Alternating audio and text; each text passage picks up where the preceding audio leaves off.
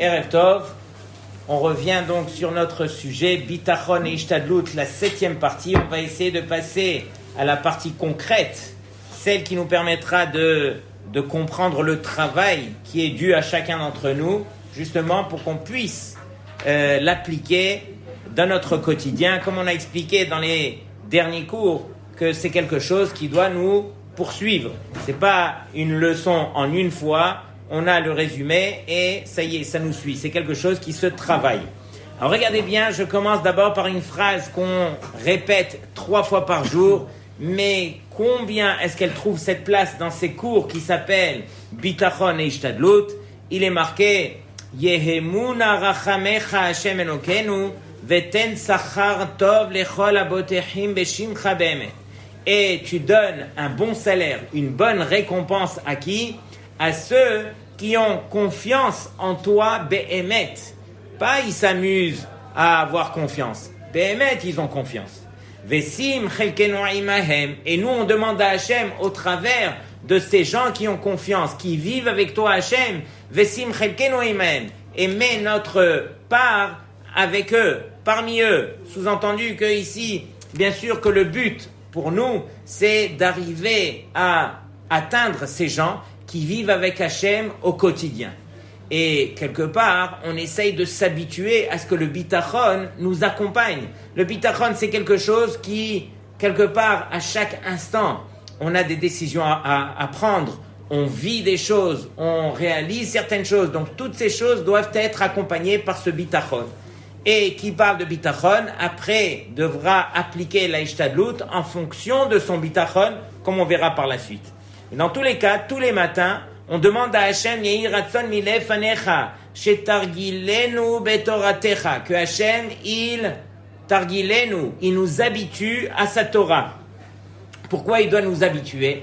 Parce que quelqu'un qui n'est pas habitué à vivre avec Hachem, alors à chaque fois, il doit se rappeler à l'ordre. Il doit se dire, ah oui, maintenant c'est quelque part c'est une catastrophe, je suis obligé d'inclure Hachem dans ce que j'ai besoin de faire, quelque chose que je dois appliquer. Dans tous les cas, quelqu'un qui vit avec Hachem, il a l'habitude de prendre Hachem avec lui, vadaï que ça devient un hergel, ça devient une habitude, et c'est ce qui nous permet justement d'avoir de la tzlacha. C'est uniquement lorsque ça devient un hergel qu'on a de la tzlacha. Et donc, ici, le Rav nous dit,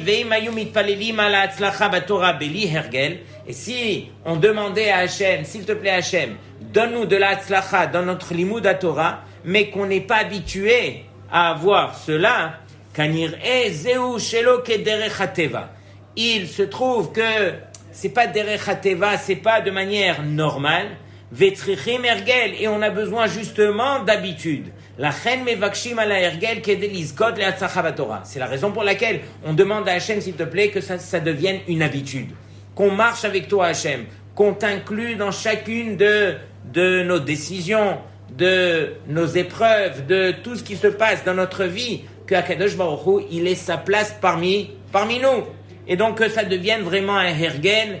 Et bien sûr, pour cela, on a besoin de la tfila. C'est ce qu'on a expliqué il y a 2 cours, que la tfila, ici, c'est la tzlacha qu'on a besoin dans la Torah. Personne ne pourra grandir, personne ne pourra se défaire de tous les vices qui sont à l'intérieur de lui, si ce n'est que par la meilleure méthode qui s'appelle la tfila. La tfila, elle, c'est la réponse vraiment qui nous permettra de nous rapprocher d'Hachem, de permettre à Hachem de devenir une habitude dans notre vie. Lorsque, là, je me pose les questions, qu'est-ce que je dois faire, comment je dois faire, qu'est-ce que je vais faire demain, et ainsi de suite. Il y a tellement de questions qu'on se pose, surtout à votre âge. Alors, vadaï que si Akadosh Baruch Hu fait partie de notre vie, alors on va devenir doucement, avec le temps, avec le travail qu'on aura fait, on va devenir beaucoup plus serein. On va savoir que ça, c'est le guéder de hishtadlut, d'effort que je dois faire. Plus que cela, alors ça ne s'appelle plus hishtadlut, c'est quelque chose, c'est un manque de bitachon. Donc on va aller doucement pour essayer de comprendre où est-ce qu'on se situe et qui on est, et par rapport à notre niveau, savoir combien, encore une fois, de hishtadlut on devra appliquer. Donc là, je vais commencer le sujet et doucement, on va parler de 2 shitot dans tout ce qui concerne la hishtadlut, et après on va passer à l'exercice concret qui on est par rapport à notre bitachon. Alors, première question, ad hechan leishtadel, jusqu'à où? Quel est le niveau de hishtadlut que on doit avoir? Ou mechan leatri liftoach, et à partir de quand est-ce que ça va s'appeler bitachon? On doit avoir du bitachon, ça veut dire on doit avoir de la confiance en Hachem. Donc, encore une fois, les deux choses sont jusqu'à quand quel est le niveau maximum de hishtadlut qu'on doit appliquer, et jusqu'à quand est-ce qu'on doit commencer à avoir le bitachon? Ou mehechan, à partir de quand? Les hatri, liftoach, à partir de quand est-ce qu'on doit avoir le bitachon? Sur cela, on a dit qu'il y a deux guichotes, il y a deux manières de voir la chose. La première, dans les chachmei ha-moussar, ceux qui expliquent le moussar, il y a la chita de Novardok, très connue.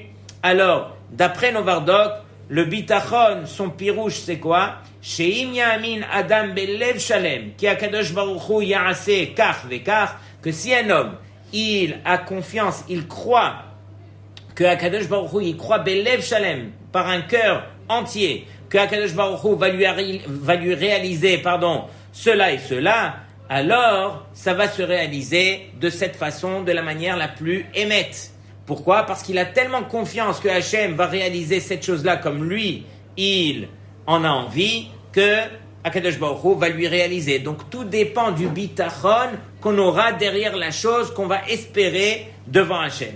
Donc ça c'est la première shita. Deuxième shita, c'est celle du Chazon Ish. Le Chazon Ish, il dit, il y a ta'out, il y a une erreur, une faute que les gens font au niveau du bitachon et qui s'imaginent que chez bitachon pirusho chova lehamin, que le bitachon égale à quoi? À l'obligation de croire. Qui batach yihyeh hatov, parce que celui qui croit, alors de là sortira le bien. Vehu more she'en hora'a zo bebitachon nechona. Et le Chazon Ish, il nous explique que ce n'est pas réellement le vrai bitachon que l'homme doit avoir. Shekol shelo nitbarer benevoa goral ha'atid en ha'atid muchra. Alors ici, même si on a le bitachon à 100%, c'est pas évident que Hakadosh Baruch Hu va le réaliser comme nous on aurait espéré. À condition que si on a reçu ça par névoie, par prophétie par exemple, alors là on peut être sûr. Mais d'une autre façon, personne ne peut être sûr de ce qu'il a espéré réellement, même s'il a tout le bitachon possible. Et c'est la raison pour laquelle le Chazon Ish, lui, donne une autre définition. She'inyan habitachon hu ha'emun she'en mikre ba'olam.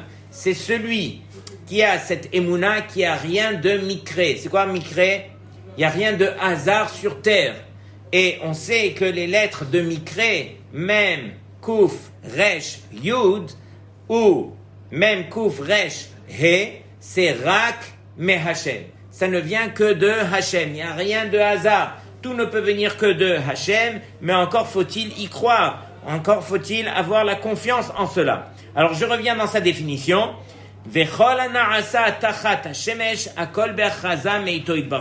Donc la première chose, que on doit avoir cette émouna profonde, qu'il n'y a rien de hasard, et tout ce qui est fait sur terre, qui se déroule devant nous, alors ça n'a été fait que parce que Hachem l'a décrété dans le ciel. C'est-à-dire que tout ce qui se passe devant nous, ce n'est que la volonté d'Hachem. Et bien sûr que nous, on a ce bitachon que tout ce qui se passe encore une fois, c'est la volonté d'Hachem qui se réalise devant nous. Ok? Donc ça, on a vu les deux shittot. Maintenant, on va essayer de comprendre le travail et je vais aller doucement. Alors, le cours commence à partir de là. Nekudat ha'izun. Quel est l'équilibre que chacun d'entre nous doit apprendre à trouver entre le bitachon, entre la croyance qu'on a, la confiance qu'on a envers Hachem et chovat ha'ishtadlut et l'obligation qu'on a aussi de faire des efforts. Donc regardez bien, c'est vrai, d'un côté, on a le bitachon, on doit avoir confiance en Hachem, mais d'un autre côté aussi, on a l'obligation de faire une hishtadlut, de faire un effort, et on va essayer de comprendre. On va essayer de comprendre d'abord pourquoi on a l'obligation de faire hishtadlut, puisque quelqu'un qui a le bitachon, il a une confiance totale. On va dire, il a tellement confiance en Hachem qu'il n'a même pas besoin de faire un effort. Ok, il n'a même pas besoin de faire Ishtadlut. Donc pourquoi j'ai besoin de faire Ishtadlut? Autre chose, c'est ce qu'on va essayer d'expliquer. Quel est l'équilibre qu'on doit essayer de trouver entre le bitachon et la Ishtadlut? On y va. Alors, on a vu que ça va ensemble. C'est-à-dire que sur l'homme, on lui a demandé les ha'amin velada'at. On lui a demandé de croire et de savoir. Ki hurak mishtadel ach lo kovea. Il doit savoir, première chose, que quand il va faire un effort, il va faire Ishtadlut. C'est pas que il a fait la Ishtadlut, il a fait l'effort, et donc quelque part, il a fixé que la réalité va se réaliser par rapport à la Ishtadlut qu'il a eue. Ça n'a rien à voir. C'est que ici, maintenant, lui, il fait Ishtadlut parce qu'on lui a demandé de faire Ishtadlut. Et pourquoi on lui a demandé de faire Ishtadlut? On lui a demandé de faire Ishtadlut uniquement parce que Adam Arishon, lorsqu'il a fauté, alors Akadosh Baruch Hu l'a puni. L'a puni par quoi? Par une malédiction, par une klala. Quelle est cette malédiction? Que Bezeat apecha tochal lachem. Que par la sueur de ton front, tu mangeras ton pain. Sous-entendu, à partir de là, tu as fauté, tu t'es éloigné d'Hachem, on va te demander de faire de manière obligatoire Hishtadlut, de faire un effort pour recevoir ta parnassa. Est-ce que cette Hishtadlut, elle est obligatoire de travailler du matin jusqu'au soir? Non. Il faut savoir que c'est une klala, c'est une malédiction que Adam Arishon a reçue. Et nous, on peut se calquer à cette réalité qui s'appelle Ishtadlut, mais chacun par rapport à son bitachon, il fera de la Ishtadlut. Il y en a qui vont faire 1 heure de Ishtadlut par jour, ça va leur suffire par rapport à leur bitachon. Il y en a qui ont besoin de travailler toute la journée, chacun dépendant de cela. Mais tout ça pour dire que la Ishtadlut, première chose, c'est une obligation qu'on retrouve dans la Torah une fois que Adam Arishon a fauté, et chacun devra apprendre à réaliser que la Ishtadlut qu'il aura fait ne va ni aider, ni enlever en rien de ce que Akadosh Baruch Hu voulait lui accorder. C'est pas parce que tu as fait un effort, tu as été travaillé, que Hachem t'a accordé ce qu'il a fixé pour toi, par exemple, en Parnassa, à Rosh Hashanah. Ce qu'il a fixé pour toi à Rosh Hashanah, tu vas le recevoir dans tous les cas. C'est vrai que Hachem te demande de cacher le miracle. Tu ne vas pas le recevoir comme Rabbi Shimon Bar Yochai, quelqu'un qui est assis du matin au soir rien qu'à étudier. On n'est pas de ce niveau et on se doit de faire une Ishtadlut qui est d'aller au travail et de faire un effort pour recevoir cette bracha. Mais ce n'est pas parce que tu as fait de la Ishtadlut que tu vas recevoir ce que Hachem il a fixé.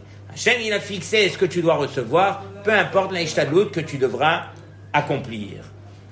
Et donc, nous on va essayer d'expliquer quel est le Izun.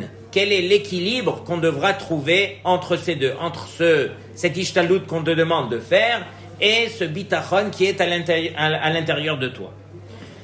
Alors, Adam haboter ba'Hashem. On commence. L'homme qui a confiance en Hachem, bedargat habitachon aretsuya ve ha-deuya, sous-entendu par rapport au niveau du bitachon qui est à l'intérieur de lui, Mefanim et akara ki Hashem ou akovea. Il doit réaliser, il doit enlever de son cœur que c'est grâce à moi, grâce à mes efforts, que Akadosh Baruch Hu m'a accordé ce qu'il voulait m'accorder. Ça n'a rien à voir. Ce n'est pas ta Ishtadlut qui va fixer combien Hashem va t'accorder. Akadosh Baruch Hu, il te demande de faire une Ishtadlut qui est normale, que l'homme normal doit apprendre à faire. Et on va voir maintenant dans quelles sont toutes les conditions. On va avoir 5 conditions pour que l'homme fasse sa Ishtadlut. Donc vous êtes obligé de prendre des notes sur ces 5 conditions. Première condition. Yachush bimnuchat nefesh. L'homme devra ressentir, c'est quoi menuchat nefesh? Une plénitude, une sérénité. C'est-à-dire que il va pas faire les choses parce que il va commencer à paniquer. Il voit pas la parnassa arriver, par exemple. Et là, il va commencer à paniquer, il va commencer à faire de la Ishtadlut, il va commencer à téléphoner, il va perdre la tête. Il y en a qui le font du matin au soir. Est-ce que c'est comme ça la forme de Ishtadlut que Hachem nous a demandé d'avoir? Non, pas du tout. On doit faire attention dans la Ishtadlut qu'on a pour montrer qu'on le fait avec une âme qui est sereine. Ça vient d'Hachem de toute façon. Hachem a, encore une fois, il a maudit Adam Arishon qui devra faire la Ishtadlut. Donc nous aussi, on se calque quelque part à cette klala qu'on est obligé de faire, mais cette klala, ne va pas nous emporter pour autant. On ne va pas perdre notre esprit. Premier signe de montrer vraiment à Hachem qu'on est en train de faire Ishtadlut, c'est Menuchat HaNefesh. C'est une sérénité de l'âme qu'on montre lorsque on va faire cet effort qui va s'appeler Ishtadlut. Deuxième condition, Yimana Mikol Perula HaAsura, qu'il s'empêche de faire par cette Ishtadlut tout ce qui pourrait être interdit d'après la Torah, c'est-à-dire qu'il fera la Ishtadlut par rapport aux lois de la Torah. Et là, j'ouvre une parenthèse, beaucoup sont ceux qui, de nos jours, se permettent de faire du travail où il y a de la parnassa qui vient par l'entremise de magouilles. Ok, tout ce qui peut tourner autour des pompes à chaleur qu'on fait de manière détournée, tout ça, tout ce qui peut tourner aussi à partir de, je vais pas commencer à donner des exemples, mais combien d'exemples est-ce qu'il y a pour que l'homme ne trouve pas des magouilles? Akadosh Baruch Hu, lui, peut t'accorder tout ce qu'il t'a fixé à Rosh Hashanah, et dommage pour toi d'aller le chercher par toutes les magouilles possibles, par tout le gezel possible. Akadosh Baruch Hu, lui, ne sait donner que de la parnassa qui est propre, qui est cachère. Toi, tu as voulu, soi-disant, aider Hachem par justement cette parnassa que tu as été chercher encore plus et tout ça. Sache que Hachem va d'abord la déduire. Et le pire dans tout cela, c'est que au lieu de l'avoir de la manière la plus propre, la plus cachère, tu l'auras de la manière la plus détournée. Donc ça, c'est interdit. Donc, deuxième condition à la Ishtadlut, c'est de t'empêcher de faire un Issour. Et que toute la Ishtadlut que tu feras, elle devra aller selon les lois de la Torah. Ok? Gezel, c'est pas juste envers les Juifs, c'est envers les Goïm aussi. On doit faire attention. Comment est-ce que on va travailler et jusqu'à quand, quelles sont les choses qui sont permises, interdites. Savoir que tout ce qui tourne autour du travail de la Parnassa, c'est dans Choshen Mishpat, une des parties du Shulchan Aruch qu'on se doit d'apprendre et d'étudier, de maîtriser, et avec le temps, on pose des questions aux rabbanim pour savoir est-ce que ça c'est permis, ça c'est interdit, qu'est-ce qui est permis au niveau de la halacha, pour que je sache, est-ce que j'ai le droit de travailler au black, de détourner l'argent de l'État, de ne pas payer les impôts, de magouiller par rapport à ça. Je ne dis pas que tout est interdit, mais il faut savoir qu'est-ce qui est permis, qu'est-ce qui est interdit. La Hishtadlut ne peut se mesurer que par rapport à quelqu'un qui le fait de la manière la plus honnête. Troisième condition. Ikva itim la Torah velitfila, sheotam lo yevatel. C'est pas parce que maintenant tu vas faire ta Ishtadlut, tu vas aller au travail, tu es obligé et tout ça, que maintenant tu peux te permettre de ne pas étudier, et c'est pas juste de ne pas étudier, de ne pas fixer des temps de limoud. Ou bien tu vas être mevatel sur ta tfila, et je mets une parenthèse, tu vas être mevatel sur ta tfila betsibour. Non, je fais ma tfila, je mets mes tefs et tout ça, mais je le fais en 10 minutes à la maison, j'ai pas le temps d'aller faire le minyan, et ainsi de suite. Tu vas commencer à te donner des moré heter. Moré heter veut dire des permissions, que toi-même tu vas te construire dans ta tête. En kazedava. On se doit de faire les choses telles que la halacha le demande. C'est uniquement de la sorte que ça va s'appeler Hishtadlut. Ou sinon, on va se mentir à soi-même. Nous, on appelle ça Hishtadlut, mais réellement, c'est un manque de bitachon. Tu fais la Hishtadlut aux dépens des mitzvot de la Torah, tu vas arrêter de fixer un temps de limoud, tu vas te dire je n'ai pas le temps, je suis obligé de finir ça et je suis obligé de faire ça, et je vais être mevatel la tfila pour autant. En kazedava. On est obligé d'aller yad beyad avec la halacha comme il se doit, ou sinon ça ne va pas s'appeler de la Hishtadlut. Ok? Ensuite, quatrième condition. Lo yarshosh leakdish mizmano le Torah veligmilut chasadim velatet mikaspo la tzedaka. Il devra faire attention que souvent ça peut arriver où on va faire de la Hishtadlut, on va faire un effort et on sait qu'on a peiné au travers de cet effort, on a obtenu une parnassa grâce à cet effort, et lorsque on reçoit cette parnassa, alors là ça devient compliqué. quoi? Sur ce que j'ai reçu, sur ce que je me suis sué à obtenir, je vais donner tant pour le Maaser, tant pour la tzedaka, je vais arrêter de faire Gemilut Chassadim parce que ça me coûte de l'argent et ainsi de suite. On va commencer à rentrer dans toutes les choses qui, Béhémet, sont peut-être difficiles. Toutes ces choses-là, c'est hors de raison. On se doit de se travailler pour réaliser que c'est Hachem qui nous a accordé toute cette parnassa qu'on a obtenue grâce à la Ishtadlut, mais c'est ce même Hachem qui nous accordera toute la bracha pour celui qui réalise que c'est Hachem qui lui envoie cette parnassa et que c'est Hachem lui aussi qui te dit, tu sais quoi, tu n'es pas, d'après beaucoup de shittot, d'après la halakha stricte, tu n'es pas tenu de donner le maaser. Garde ton argent pour toi, il n'y a pas de problème. La raison pour laquelle on n'est pas tenu, c'est parce que d'abord le maaser n'a été ordonné que sur les récoltes. Qui sait qui parmi nous a un champ où il a des récoltes, où il se trouve en Eretz Israël d'après certaines shittot, dans lequel il devra donner le maaser? On n'a pas tout cela. Donc tu veux trouver des hétérim, des permissions pour ne pas donner le maaser, on en trouve à tort et à travers, mais c'est pas le but. Al-Kadosh Baruch Hu, il te dit, tu as l'aïmouna, tu as le bitachon, alors écoute, je vais te donner cette parnassa. Ne réfléchis pas. Donne le maaser. Et c'est vrai que des fois, ça fait mal. Sur la somme que tu as obtenue, tu devras donner tant. C'est beaucoup. Donne-le et tu verras combien tu auras de bracha sur cet argent que Akadosh Baruch Hu t'a accordé. C'est impossible de donner, et de ne pas recevoir. La preuve en est, c'est que en hébreu, on écrit le verbe donner, noten, nun, tav, nun. C'est un mot, un palindrome qui se lie à l'endroit comme à l'envers, les mêmes lettres. Sous-entendu que celui qui donne, Akadosh Baruch Hu, il lui donne. Il n'y a personne qui perd en donnant.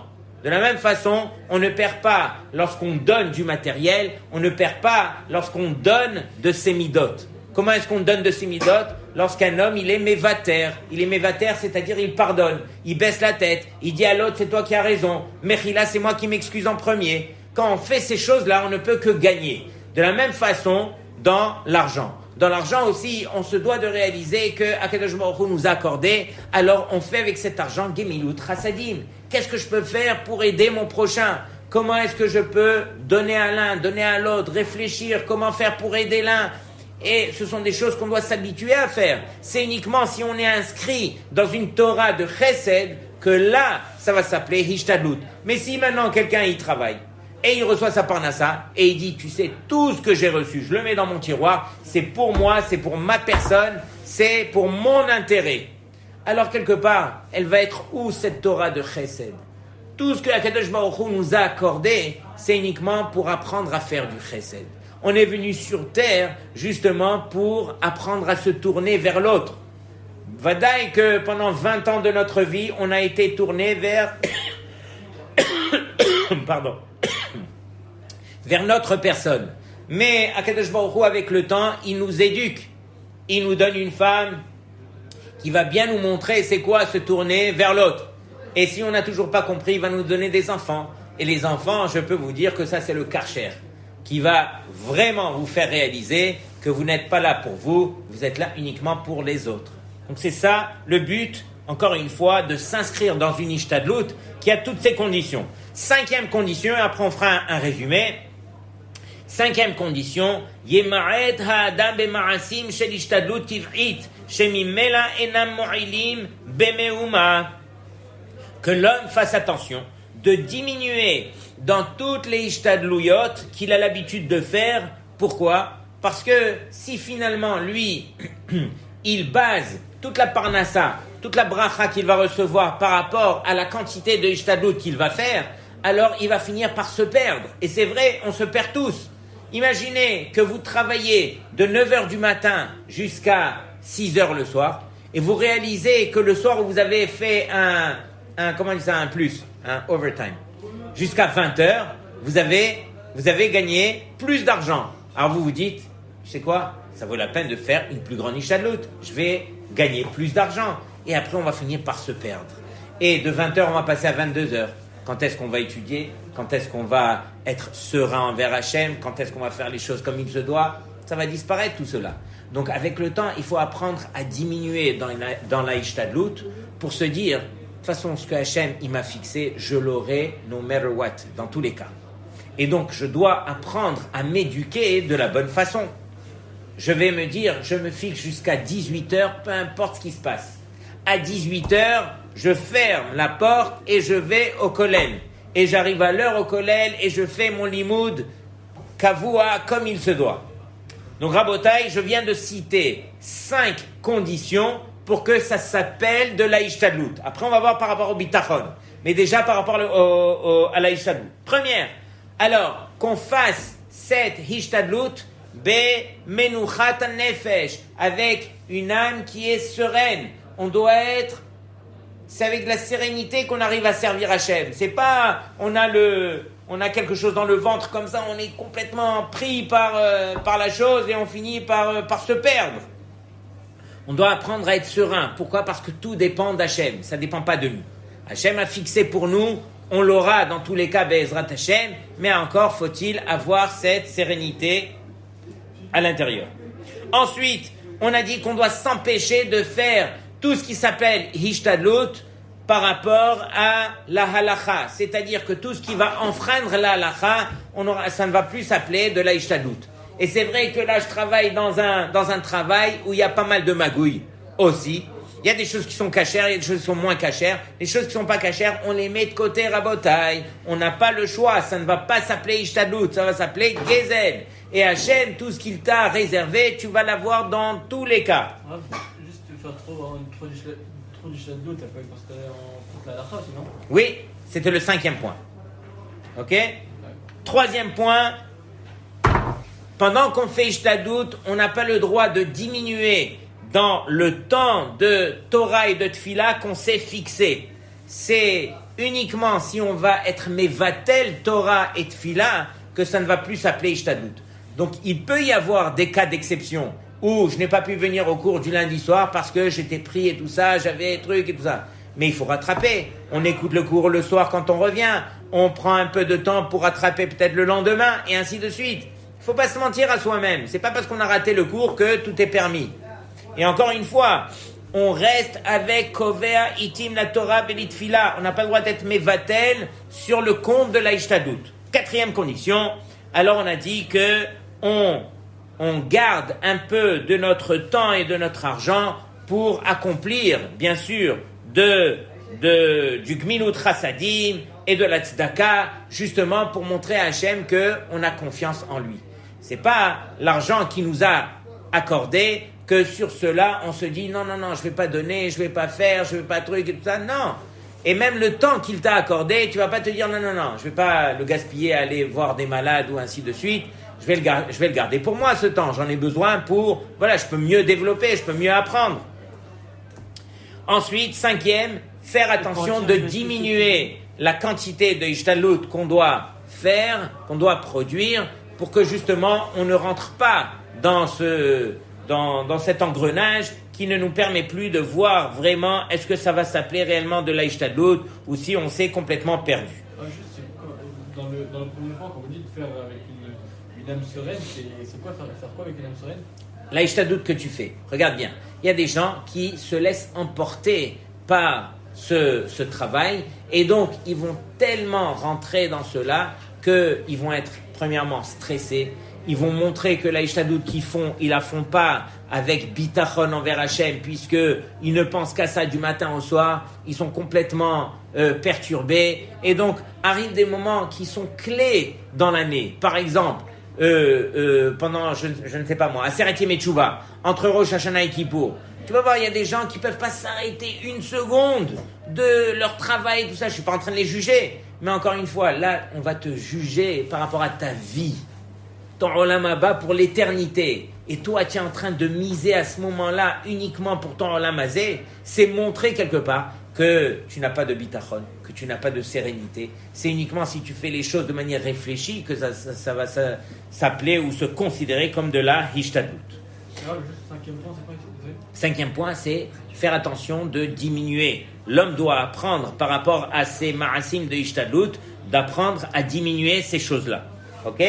Ou sinon, encore une fois, il ne va aller qu'en augmentant sur la Hishtadlut qu'il fera.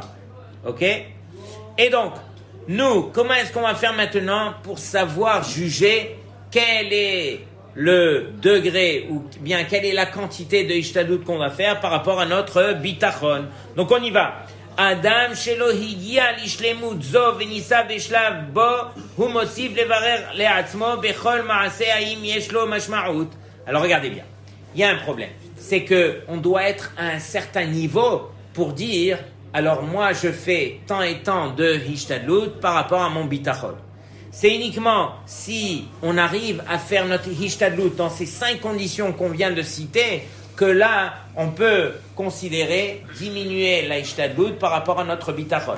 Mais quelqu'un qui n'est pas encore arrivé à ce niveau, alors qu'il reste, qui continue à travailler de 9h du matin jusqu'à 18h, il n'y a pas le choix. Tu n'es pas encore au niveau de croire vraiment en Hachem et que Hachem peut t'accorder cette parnassa que tu gagnes de 9 à 6 en 3 heures. Tu n'es pas encore de ce niveau, donc continue comme cela. Jusqu'à ce que tu vas appliquer cette Ishtadlut et que tu vas te travailler et que tu vas comprendre les choses, c'est uniquement si tu as réellement ce niveau que la Ishtadlut pourra aller en fonction de ton bitachon. Donc quelque part, Akadosh Baruch Hu nous demande d'être amiti, d'être vrai. Pour être vrai, alors il faut réellement le servir. Comment est-ce qu'on fait pour servir Hachem? Comme je vous l'ai dit il y a quelques cours, on s'assoit ne serait-ce que 10-15 minutes par jour, à un beau moment dans la journée, je peux vous donner un bon conseil, vous vous réveillez à 6h du matin, Netilat Yadayim, Birkot HaShachar, on s'habille, on s'assoit et prenez 10 minutes à réfléchir. Qui je suis? Bémet, où je suis rendu dans ma vie? Combien ma tête, elle est autour de l'argent et autour des vices de l'un, de l'autre et trucs? Combien j'investis de ma personne et de mon temps pour servir Hachem de manière la plus correcte, la plus propre, la plus vraie. Donc on doit apprendre à se connaître, apprendre à se travailler, apprendre à doucement enlever ses mauvaises habitudes. Dans un premier temps, c'est sûr que tout ce qu'on fait n'est pas les Shem Shamayim.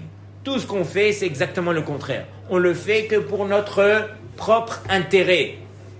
Qui c'est qui va faire une mitzvah au jour d'aujourd'hui et qui est convaincu que cette mitzvah, il le fait uniquement pour Hachem? Il y a beaucoup de choses qu'on fait, mais quand on commence à vraiment disséquer, analyser, on voit que chaque action, elle a réellement le pourquoi elle a été faite. Et on va réaliser avec le temps qu'il n'y a pas beaucoup qui reste de cette action qui a été faite purement les Shem Shamayim, sans intérêt. On a peut-être peur du lendemain, ou on a peur des maladies, ou on a peur du Olam Haba, on a peur du Gehenom, et ainsi de suite. Chacun, il a ses peurs qui font qu'il fait Torah ou Mitzvot. Mais est-ce que, Béhémet, on est motivé par les bonnes raisons qui nous permettent de dire à Hachem, écoute Hachem, je te sers, Béhémet, pleinement rien que pour toi Hachem. Je n'ai aucun intérêt. Je veux vraiment faire ta volonté. Et doucement, ce sont des choses qu'on arrivera à faire, c'est évident, c'est la raison pour laquelle Akadosh Baruch Hu, il nous a donné Ratza Akadosh Baruch Hu, les zakot et Israël. D'après un pérouche, c'est quoi les zakot? Rendre zach. Zach veut dire rendre pur les béné Israël. Pourquoi il nous a donné autant de mitzvot? Si ce n'est que pour nous purifier par les mitzvot, pour qu'on puisse apprendre à se détacher de tout ce qui nous empêche de voir la main d'Hachem et de se coller à Hachem. C'est ça le tachlit des mitzvot. Donc, première chose, on doit apprendre à être amiti. Et la Gemara dans Nida nous dit, Ma ya'aseh adam veit asher. Qu'est-ce que l'homme devra faire pour devenir riche? Arrête, c'est ce que l'homme désire toute sa vie, devenir riche. Yarbe bishora veisa veiten be'emuna ve'evakesh rachamim. Regardez bien quelle est la formule de la Torah. Il dit, on devra multiplier le srora, c'est-à-dire le business. On devra multiplier le travail. On ne peut pas devenir riche si on ne s'investit pas sur le travail. Mais ça ne s'arrête pas là. Il y a encore 2 autres ingrédients. Veissa veiten be'emuna, mais qui le fasse de la manière la plus droite, la plus propre, la plus honnête. Et ensuite, ve'evakesh rachamim. Mais on est obligé d'accompagner cela par la tfila. Impossible de réussir en Torah de la manière la plus vraie si on n'accompagne pas tout ce qu'on a besoin par la tfila. C'est uniquement les choses qui sortent de ta bouche au moment de la tfila qui vont montrer à Hachem combien tu es prêt à t'investir, combien tu es vrai. Donc Rabotai, mesurez ce que vous avez l'habitude de dire dans votre tefila, c'est ça ce qui représente votre personne, vos sheifot. Vos sheifot peuvent se traduire uniquement par rapport aux choses que vous demandez à Hachem. Si, dans votre tefila, vous ne faites que demander à Hachem que la parnassa, sachez que votre tefila, elle se situe au niveau de la parnassa uniquement. Mais des fois, on a besoin de chokhma, on a besoin de santé, on a besoin de se rapprocher d'Hachem et de travailler ses midot et il y a tellement de choses. Donc il faut apprendre à réaliser qu'on ne se limite pas uniquement à des choses comme ça qu'on peut demander et le rove des autres choses qu'on a besoin, on ne les demande pas. Si on ne les demande pas, on ne les aura jamais. Quelqu'un m'a appelé aujourd'hui et il m'a dit, Rav, moi, j'ai le Yetzer Hara des femmes. Alors je lui dis, regarde, en général, il y a 2 Yetzer Hara sur terre. Il y a celui des Harayot, des femmes, et il y a celui de Avodah Zara. Avodah Zara, ça se traduit de nos jours par l'argent, bien sûr, quoi d'autre? Avodah Zara, c'est quoi? C'est quelque chose qui t'empêche de servir Hachem et d'aller servir un autre Dieu. Sous-entendu que tu es tellement pris par cette chose-là que tu finis par t'oublier. C'est ça, Avodah Zara. Et quelqu'un qui court après l'argent, vadaï qu'il s'oublie, vadaï qu'il ne tient plus compte de ce que Akadosh Baruch Hu lui demande de faire, et il va finir par mettre Hachem de côté, chas v'shalom, et d'aller donc vers ce yetzer qui va s'appeler l'argent. Maintenant, je lui ai dit, impossible pour toi de t'en sortir au niveau des harayot. Les harayot, les relations interdites, les femmes, les yetzer hara qui tournent autour des femmes, c'est quelque chose qui brûle l'homme. Qui brûle, ça veut dire que quelqu'un qui est atteint par cela, très difficile pour lui de s'en sortir. Bien sûr, si sa tête elle est complètement libre, qui n'étudie pas la Torah, qui n'a pas de l'énergie nécessaire au niveau spirituel, jamais sa neshama pourra avoir le dessus sur son corps. Qui c'est qui l'attire vers les femmes? C'est le corps. Le corps, il est puissant à ce niveau. Mais si on nourrit notre neshama par des divrei Torah, par un monde spirituel, vadaï que notre neshama, elle sera armée, et doucement, elle arrivera au même niveau que notre corps, et on pourra doucement avoir des kélim pour nous battre contre notre corps. Mais quelqu'un qui est complètement vide de tout cela, vadaï que le corps l'emporte, et il ne pourra plus s'en sortir. Je lui ai dit, regarde, tu dis tous les jours dans le Kriyat Shema, Velo taturu ahare levavchem ve'ahare einechem. Écoutez bien. Akadosh Baruch Hu nous dit, vous n'avez pas le droit de la tour. La tour, c'est explorer, c'est aller regarder de manière interdite. Ahare levavchem ve'ahare einechem, d'après vos cœurs et d'après vos yeux. Mais la Gemara nous dit que réellement, qu'est-ce qui nous fait fauter? D'abord, l'homme, il voit. Ensuite, l'homme, il est homed. Ensuite, il en a envie. Et ensuite, il y a les membres du corps qui vont terminer et qui vont aller faire la faute, accomplir la faute. Donc, si on comprend bien, d'après la Gemara, ça commence par les yeux. Et ensuite, ça termine par les actions. Mais dans le Kriyat Shema, qu'est-ce qu'on dit? Velo taturu ahare levavchem ve'ahare einechem. On commence d'abord par le cœur et ensuite par les yeux. On aurait dû dire dans le Kriyat Shema, Velo taturu ahare einechem ve'ahare levavchem. Pourquoi est-ce qu'on a dit un four? Sur cela, on répond, on dit, regardez bien. Akadosh Baruch Hu, il ne nous punit pas lorsque on a vu quelque chose pour la première fois. De voir, à la limite, c'est permis. Mais de voir une seconde fois, c'est-à-dire d'examiner, de regarder en profondeur, la deuxième vue, c'est celle-là qui est interdite. C'est la raison pour laquelle on te dit Velo taturu ahare levavchem ve'ahare einechem d'abord. Pourquoi? Parce que les yeux, c'est pas la première vue qui est interdite, c'est la deuxième. C'est celle-là qui te donne envie. C'est celle-là que tu vas aller rechercher. C'est celle-là que... Voilà, exactement. C'est ce que le cœur a envie de voir, comme tu dis. C'est beau ce que tu as dit. Et donc, tout ça pour dire, je lui ai dit, fais attention.